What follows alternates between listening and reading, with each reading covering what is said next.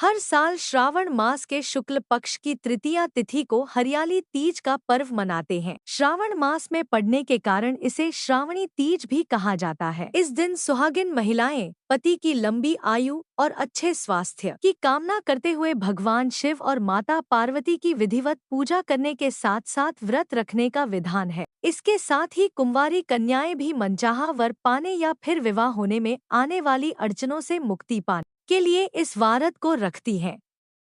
मान्यता है कि इस व्रत को रखने से वैवाहिक जीवन में चली आ रही हर एक समस्या से निजात मिल जाती है और अखंड सौभाग्य का वरदान मिलता है। मान्यता है कि इस दिन भगवान शिव और माता पार्वती का पुनर्मिलन हुआ था। इसलिए इस दिन इस व्रत को रखने के साथ साथ विधिवत पूजा करने के बाद अंत में हरियाली तीज के इस व्रत कथा का पाठ अवश्य करना चाहिए। अगर आप पाठ नहीं कर सकती हैं तो दूसरे से अवश्य सुनना चाहिए, तभी आपकी पूजा सफल होती है। आइए जानते हैं हरियाली तीज पर किस व्रत कथा का पाठ अवश्य करना चाहिए। पुराणों में हरियाली तीज की ये कथा काफी प्रचलित है। कहा जाता है कि स्वयं भगवान शिव ने माता पार्वती को उनके पूर्व जन्म के बारे में याद दिलाने के लिए यह कथा सुनाई थी। शिवजी कहते हैं, हे पार्वती, बहुत समय पहले की बात है जब तुमने हिमालय पर मुझे वर के रूप में पाने के लिए कठोर तप किया था। इस दौरान तुमने अन्नजल त्याग कर सूखे पत्ते चबाकर दिन बिताए थे। मुझे वर के रूप में पाने के लिए तुमने किसी भी मौसम की कोई परवाह नहीं की और तुमने निरंतर तप किया। तुम्हारी इस स्थिति को देखकर तुम्हारे पिता बहुत दुखी थे। ऐसी स्थिति में नारद जी तुम्हारे घर पधारे। जब तुम्हारे पिता ने नारद जी से उनके आगमन का कारण पूछा तो नारद जी बोले, हे गिरिराज, मैं भगवान विष्णु के भेजने पर यहाँ आया हूँ। आपकी कन्या की घोर तपस्या से प्रसन्न होकर वह उससे विवाह करना चाहते हैं। इस बारे में मैं आपकी राय जानना चाहता हूँ। नारद जी की बात सुनकर पर्वतराज अति प्रसन्नता के साथ बोले, हे नारद जी, यदि स्वयं भगवान विष्णु मेरी कन्या से विवाह करना चाहते हैं तो इससे बड़ी कोई बात नहीं हो सकती।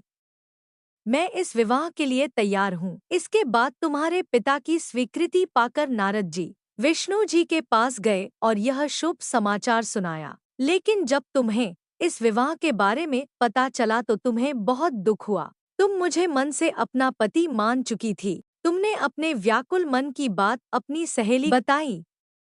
तुम्हारी सहेली से सुझाव दिया कि वह तुम्हें एक घनघोर वन में ले जाकर छुपा देगी और वहां रहकर तुम शिवजी को प्राप्त करने की साधना करना।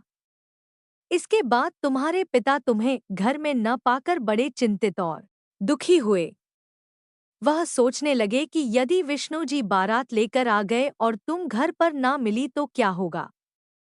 उन्होंने तुम्हारी खोज में धरती पाताल एक करवा दिए, लेकिन तुम ना मिली। तुम वन में एक गुफा के भीतर मेरी आराधना में लीन थी। भाद्रपद तृतीय शुक्ल को तुमने रेत से एक शिवलिंग का निर्माण कर मेरी आराधना की, जिससे प्रसन्न होकर मैंने तुम्हारी मनोकामना पूर्ण की। इसके बाद तुमने अपने पिता से कहा कि पिताजी, मैंने अपने जीवन का लंबा समय भगवान शिव की तपस्या में बिताया है और भगवान शिव ने मेरी तपस्या से प्रसन्न होकर मुझे स्वीकार भी कर लिया है। अब मैं आपके साथ एक ही शर्त पर चलूंगी कि आप मेरा विवाह भगवान शिव के साथ ही करेंगे। पर्वतराज ने तुम्हारी इच्छा स्वीकार कर ली और तुम्हें घर वापस ले गए। कुछ समय बाद उन्होंने पूरे विधि विधान से हमारा विवाह किया। भगवान शिव ने इसके बाद कहा कि हे पार्वती, तृतीया को तुमने मेरी आराधना करके जो व्रत किया था उसी के परिणाम स्वरूप हम दोनों का विवाह संभव हो सका। इस व्रत का महत्व यह है कि मैं इस व्रत को पूर्ण निष्ठा से करने वाली प्रत्येक स्त्री को मनोवांछित फल देता हूँ। भगवान शिव ने पार्वती जी से कहा कि इस व्रत को जो भी स्त्री पूर्ण श्रद्धा से करेंगी उसे तुम्हारी तरह अचल सुहाग प्राप्त होगा। इस दिन हरियाली का महत्व भी बहुत होता है। यह हमें यह सिखाता है कि जीवन में हर स्थिति को सकारात्मक दृष्टिकोण से देखना चाहिए और कठिनाइयों के बावजूद विश्वास बनाए रखना चाहिए। अंत में हम यही कहेंगे कि हरियाली तीज का यह पावन पर्व हमें सच्ची भक्ति, समर्पण और प्यार की महत्ता को समझाता है।